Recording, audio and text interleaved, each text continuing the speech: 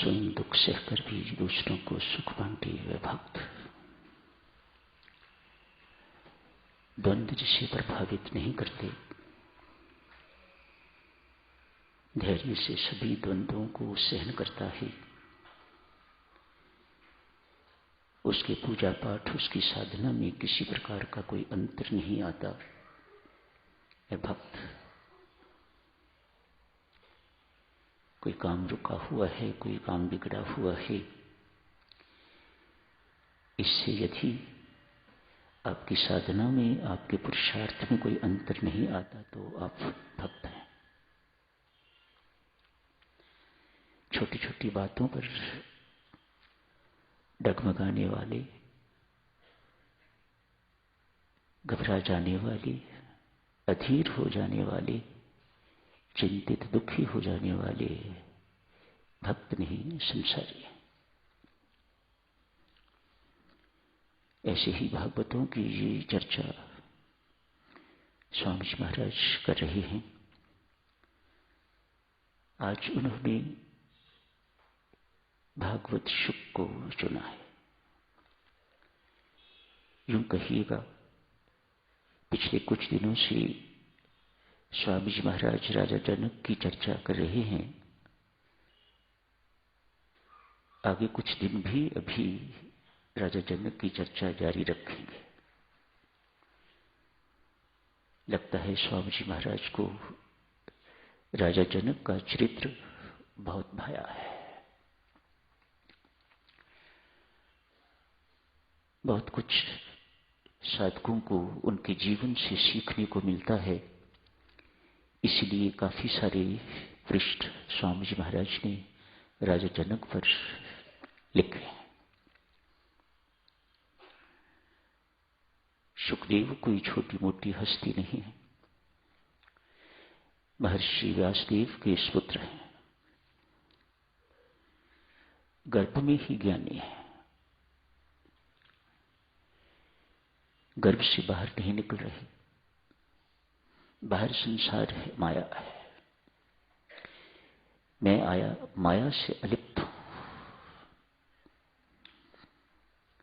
पिताश्री बाहर, गर्भ के बाहर समझाते हैं, लेकिन सुखदेव गर्भ से बाहर नहीं निकल रहे। मैं माया से लिप्त नहीं होना चाहता। पूर्व जन्मों की कमाई किस प्रकार की है? गर्भ में ही पूर्ण ज्ञानी हैं सुखदेव जी महाराज।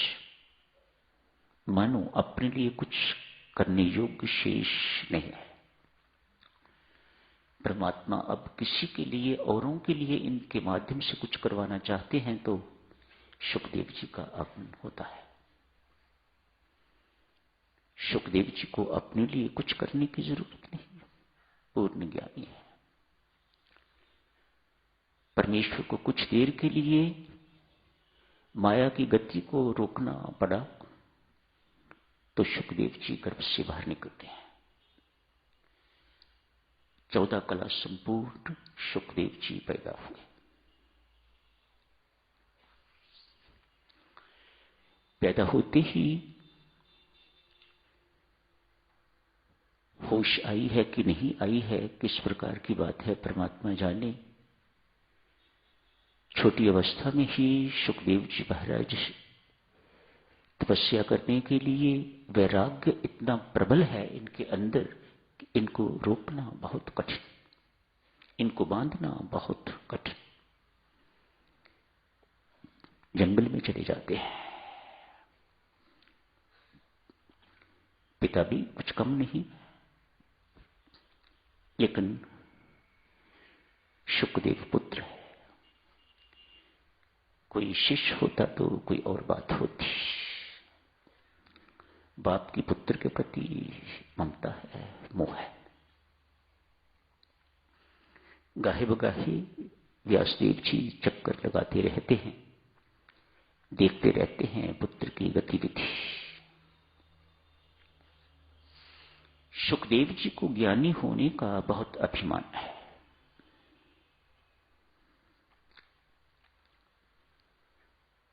शब्द बहुत अच्छा तो नहीं है, लेकिन शास्त्र ने सुखदेव जी के लिए ऐसा ही शब्द प्रयोग किया है।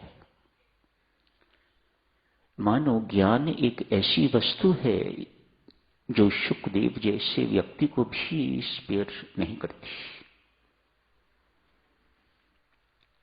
ज्ञान बुरी चीज नहीं है, लेकिन ज्ञानी होने का अभिमान बहुत बुरा है। सुखदेव जी महाराज को ऐसा ही ज्ञान है। अभिमान देने वाला ज्ञान। अभी तक कोई गुरु धारण नहीं किया। मैं स्वयं किसी गुरु से कम नहीं, तो मुझे किसी गुरु की आवश्यकता क्या है। गुरु तो वही धारण करेगा ना जो झुकना सीखना चाहता है, जो झुकना जान गया है। जो अनुशासन में रहना चाहता है वही शिष्य बनेगा। जो गुरु की आज्ञा में रहना चाहता है, रहने वाला बनना चाहता है, वही शिष्य बन सकेगा। चेले तो बहुत, चेले तो सब, जिन्होंने नाम दीक्षा ले ली चेले बन गए, लेकिन शिष्य बनना तो बहुत दूसरी बात है और बहुत बड़ी बात है। राजा जनक उस वक्त के बहुत महान गुरु हैं। महर्षि व्यासदेव ने अपने आप को गुरु नहीं चुना सुखदेव के लिए। गुरु पूर्णिमा उन्हीं के नाम से मनाई जाती है, लेकिन अपने आप को सुखदेव का गुरु बनना नहीं चुना। बार बार कहते हैं राजा जनक के पास जाओ, पुत्र राजा जनक के पास जाओ।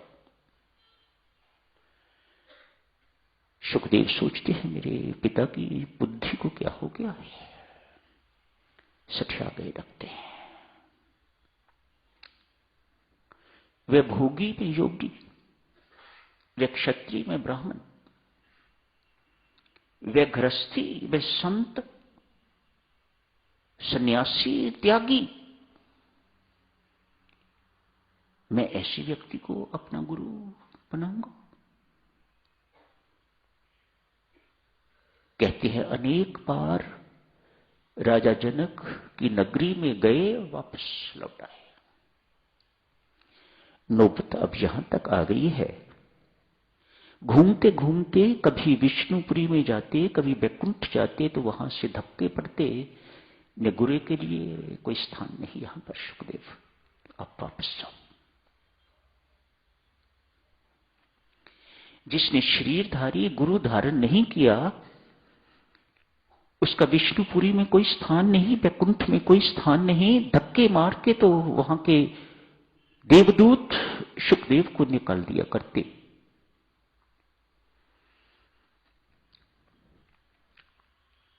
मन में राजा जनक के लिए कोई सम्मान नहीं है। संत महात्मा यहां फरमाते हैं, किसी सुगुण संत की, किसी सच्चे गुरु की, सदगुरु महाराज की निंदा की जाए, अपमान किया जाए, तो अपनी कमाई लुटती है। और कुछ हो ना हो, ये कोई छोटी बात तो नहीं है, कमाई लुट गई। सुखदेव जी 14 कला संपूर्ण पैदा हुए थे, 2 कला बाकी रह गई हैं, 12 लुट गई।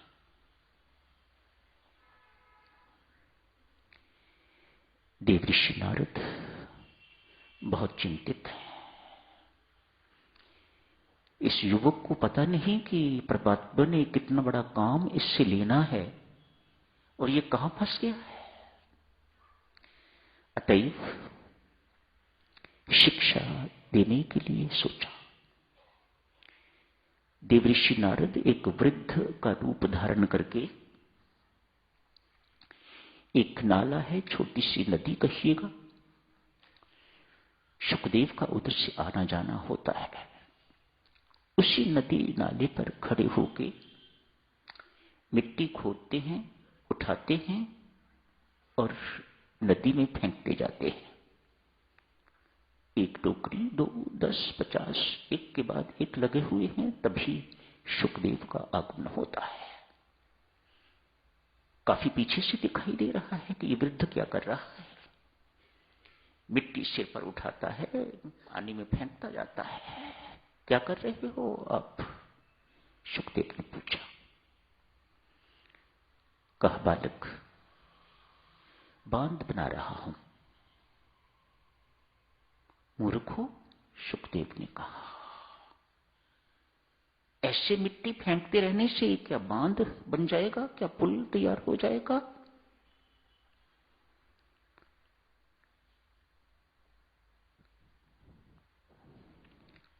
बुजुर्ग कहते हैं, बालक, आप मेरी मूर्खता की चिंता न करो, आप उस मूर्ख शुकदेव की चिंता करो। नहीं भेद दिया कि मैं जानता हूं कि तुम कौन हो। उस मूर्ख शुकदेव की चिंता करो। 14 कला संपूर्ण पैदा हुआ था, अपनी मूर्खता के कारण 2 कला बाकी रह गया है। देखिए सज्जनों, कहते हैं शुकदेव इतनी सी बात सुन के तो मूर्छित होकर गिर गए। संत के हृदय से बात निकली हुई है, देवऋषि के हृदय से बात निकली हुई है, सीधे जाके हृदय में जाके शुकदेव के लगी। होश आई, सीधे राजा जनक के पास। उसके बाद की कथा आज आपने पढ़ी है। राजा जनक के पास शुकदेव पहुंचते हैं। उन्हें प्रवेश नहीं देते राजा जनक। उनकी मनोस्थिति से राजा जनक अनभिज्ञ नहीं है।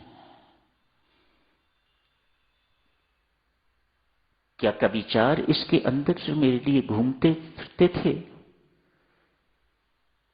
सीधा प्रवेश, सीधा साक्षात्कार नहीं दिया।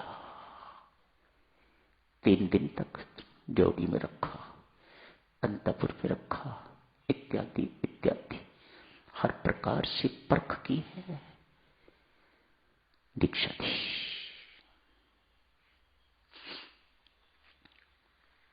आग का दृश्य आपने पढ़ा आज। आग लगी, मानो राजा जनक ने यह भी स्पष्ट कर दिया, तू त्यागी है कि मैं त्यागी हूं। 2 कपड़ों के लिए तू भाग उठा, एक लंगोट के लिए, एक छोटी सी चद्दर के लिए तू भाग उठा संत संगति को छोड़ के। तू त्यागी है या मैं, जिसके लाखों के उपकरण वहां पड़े हुए हैं, लाखों के वस्त्र वहां पड़े हुए हैं और जिसे कोई चिंता नहीं है।